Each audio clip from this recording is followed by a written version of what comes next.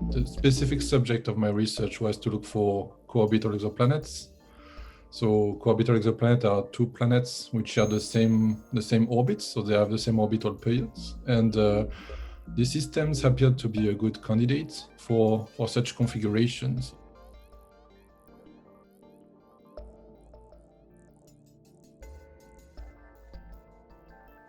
What came out of this CHEOPS observation is that the planet is not there. It means that this event we saw that belongs to this planet at 10 point something days actually belonged to another one. So there was another planet which appeared exactly between two apparitions of that planet, which is actually at 20 days. And then we said, okay, this 20-day planet period should transit this day. And then we looked at it with CHEOPS, and then we found it. And it was really amazing. I mean, we are theorists and we are not really used to do that. And it was, I mean, at least for me, very, very nice to have this prediction and then to point the telescope and then you exactly see the transit where you have predicted that it should happen. It was really, I mean, for me, it was really the first time this happened to me. I remember I was really so amazed by that. I even discussed that with my garagist because I had to pick up my car. I said, you look, and actually the guy was interested, so it was nice. This observation was the one that just happened after the collision avoidance maneuver of CHEOPS. So then we said, oh, the schedule is completely reshuffled. We don't know if it will be observed. Then we learned, oh yes, it has been observed. But because of all this stuff, the data came much later, like 3 days later than usually.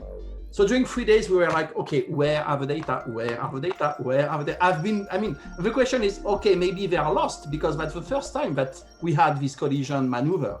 Yep. So maybe there's a problem, they are lost.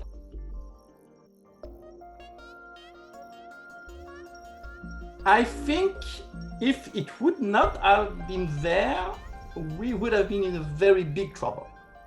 It would have meant that there is something very fundamental that we don't understand at all. What we did was to look carefully at how the planets were arranged together. And we noticed that out of these 5 planets we knew at the time, the 4 outer one was in what's called a chain of resonances. Resonances can be explained as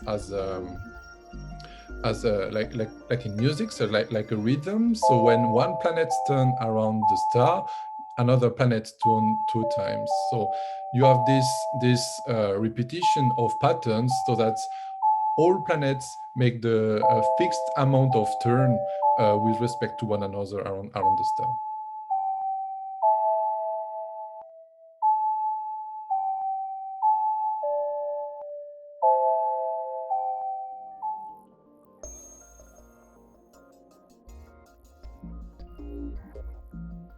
So extrasolar planetary systems, in general, they are not in resonance, but a few are. And so I think this is also why this system is so interesting, because it is part of one of the few that are still in resonance.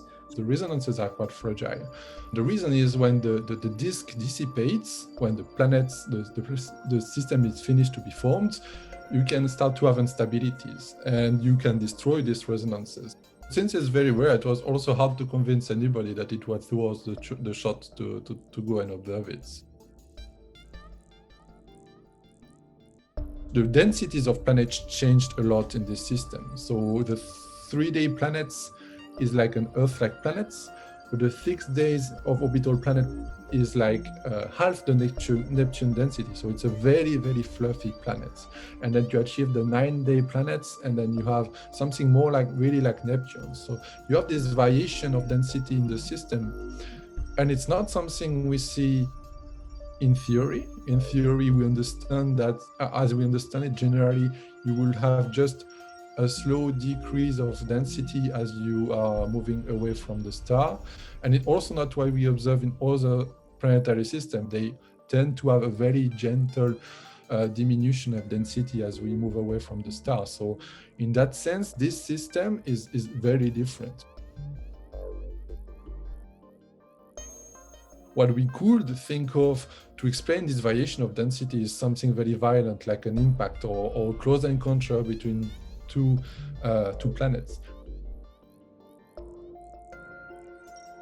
The major point of CHEOPS is the precision that we have. So we have, if you look at the noise on the light curve observed by CHEOPS, they are very, very, very good.